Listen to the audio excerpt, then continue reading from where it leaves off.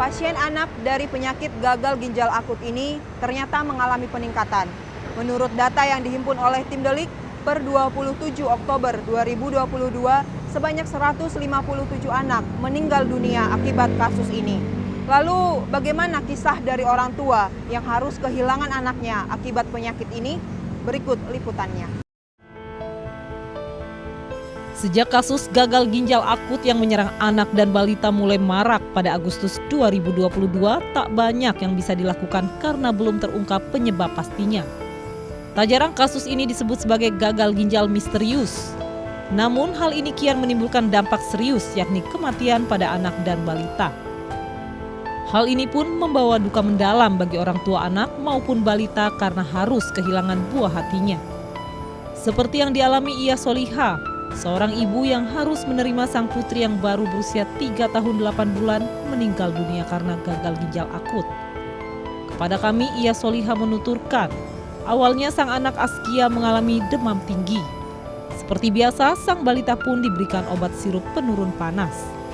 Namun kondisi sang putri terus memburuk hingga akhirnya dilarikan ke rumah sakit.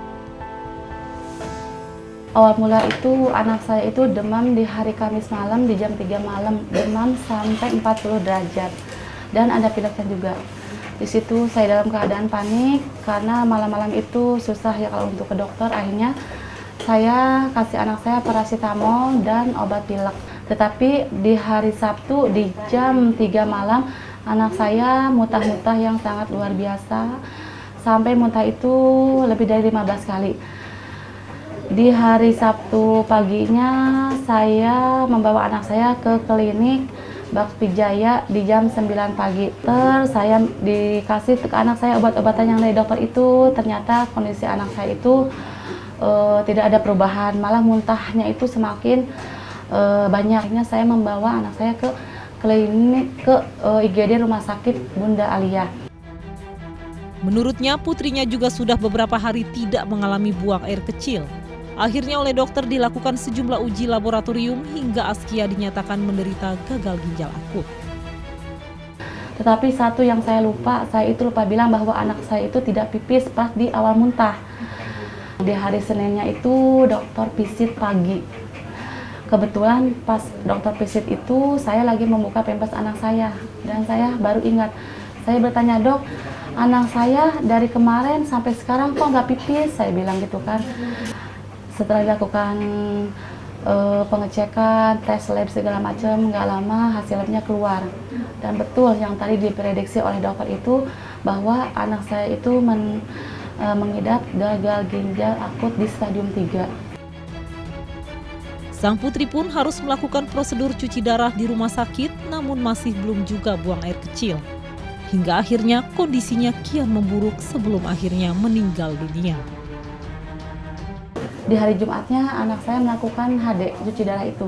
Anak saya itu kurang lebih 5 jam melakukan HD itu dan cukup berat perjuangan anak saya pas melakukan cuci darah itu karena kan banyak banget gangguannya. Setelah cuci darah itu anak saya tidak ada namanya pipis sama sekali, tidak keluar air kencingnya itu. Di hari Sabtunya, di malam minggunya saya dikabarin sama tim dokter, "Bu, anak ibu mulai kritis di malam minggunya."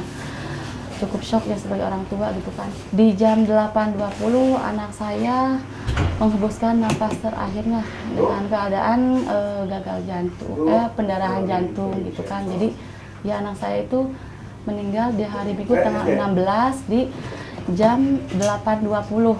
Jadi cukup cepat ya perburukannya.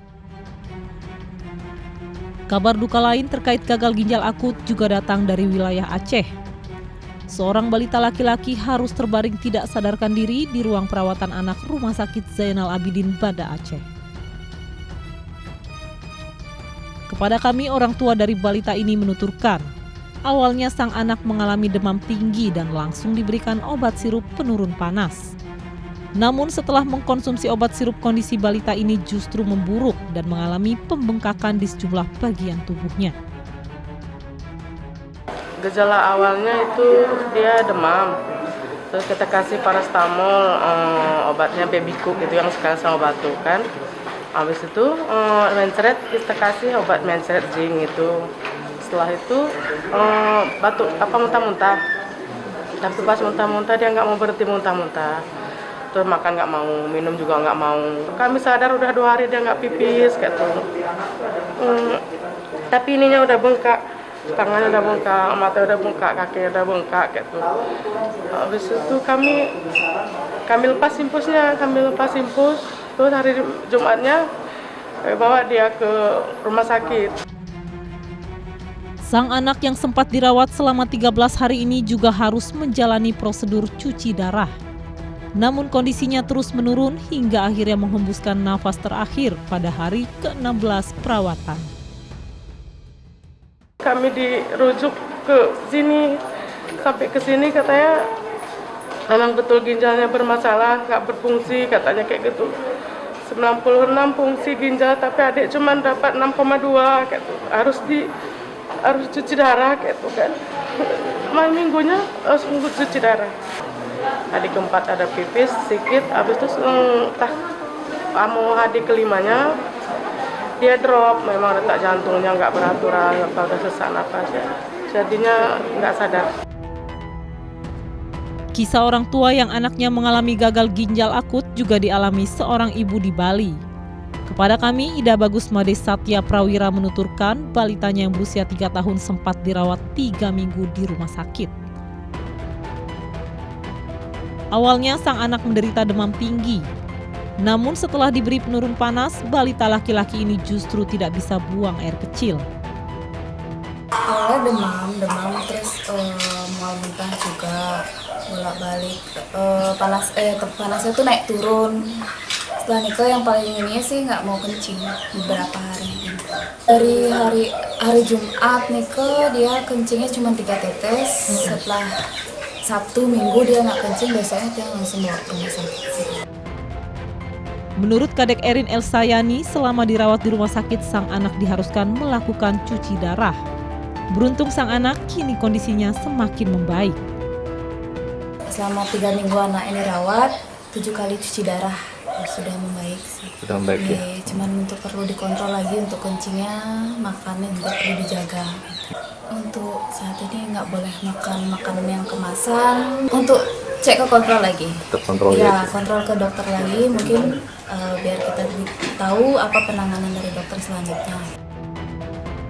Kasus gagal ginjal akut yang merenggut ratusan nyawa anak dan balita dipicu oleh penggunaan obat sirup. Sayangnya hal ini gagal terdeteksi sejak awal.